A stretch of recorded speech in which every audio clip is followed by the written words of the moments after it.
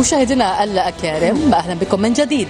الزميل محمد الأمين صالح يلتحق بنا الآن في أخبارنا المحلية. إليك الجولة المحلية زميلي أمين. شكرا لك وسام، السلام عليكم وأهلا بكم مشاهدينا في النشرة المحلية، وهذه تفاصيلها.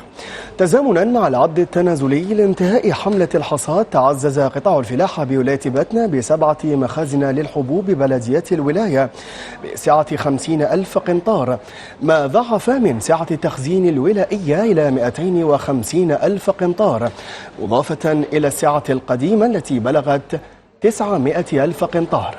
كما تدعمت الولاية بصومعة تخزين ضخمة بسعة 1,000,000 قنطار قيد الإنجاز. تغطية طارق مهمن.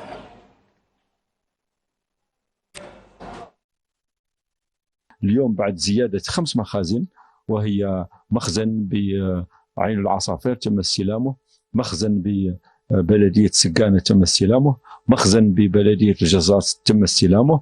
طاقة المخزن الواحد 50,000 قنطار بطاقة إجمالية 150,000 قنطار. سوف نستلم هذا الأسبوع إن شاء الله مخزن ببلدية باركة 50,000 قنطار، وفي نهاية الشهر سوف نستلم مخزن ببلدية ولاد السلام 50,000 قنطار، أي طاقة إجمالية 250,000 قنطار، تضاف إلى يعني السعة القديمة اللي هي 900,000 قنطار.